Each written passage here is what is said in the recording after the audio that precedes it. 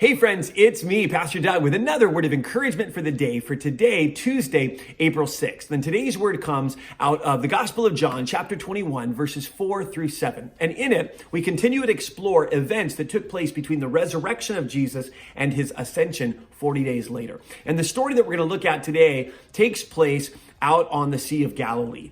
And Jesus' disciples have gone back to doing what they did before Jesus called them to be his disciples. And so a bunch of them are out on a boat doing what they used to do. They're fishing. We pick the story up in verse 4. Early in the morning, Jesus stood on the shore, but the disciples did not realize it was Jesus. Maybe he was a long ways off. Maybe it was foggy. You know how the beach gets. They couldn't tell it was Jesus. Jesus calls out, "Friends, don't you have any fish?" And they said, "No." In other words, we haven't caught any yet. And Jesus tells them this. He said, "Throw your net on the right side of the boat and you will find some." They did, and they were unable to haul the net in because of the large number of fish. But here's the part that I love. Then the disciple whom Jesus loved, that's John, said to Peter, "It is the Lord." In other words, he recognized it was Jesus. And he says, "Guys, it's Jesus. It's the Lord." And as soon as Simon Peter heard him say, "It is the Lord," he wrapped his outer garment around him because he had taken it off, and he jumped in the water. Okay, here's why I love that. First of all, it always cracks me up that Peter put clothes back on to jump in the water. Most of the time we take clothes off before we jump in the water, but Peter puts his clothes back on and jumps into the water. Why did he jump in the water? Because he wanted to see Jesus. He wanted to get to Jesus first. The rest of the disciples, the scripture says, followed in the boat, but Peter wanted to get there first. And this is what I love about that. What does that tell us about Jesus?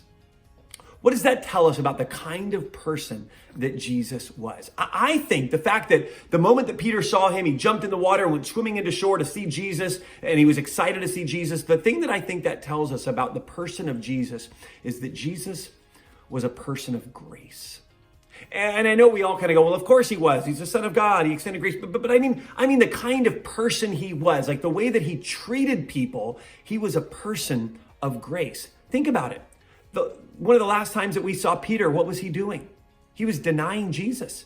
Remember the night that Jesus was arrested and betrayed, and the night before he was crucified, Peter was hanging out in the shadows, and people kept saying, "Hey, wait a minute, you were with Jesus. You were with Jesus." He's like, "No, I don't know him. I don't know him. I don't know him." And fulfilled what Jesus had said he was going to do, that he was going to deny Jesus 3 times, right? Can you imagine how guilty Peter must have felt? Can you imagine how bad Peter must have felt? But does Jesus say, "I told you so"? Does Jesus say, "No, stay away, man. You blew it. You bailed on me. I can't believe you betrayed me. Get away from me"? No, that's not what he does. He obviously, just simply by the fact that Peter spots him and feels confident jumping in the water to rush in to see Jesus, that tells us that Jesus was a person of grace, that Peter knew that even after he blew it, he could run into the arms of Jesus.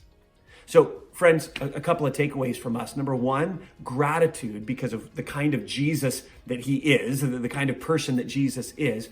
And number two, let me ask you this question. Are you a person of grace? Do people feel like they can approach you? Do people feel like you're a forgiving person? Do people feel like you hold grudges? Or are you a person of grace? I think Jesus models for us what a person of grace looks like. So friends, may you and I walk in the kind of grace that Jesus has shown us. Have a great day, and we'll see you tomorrow.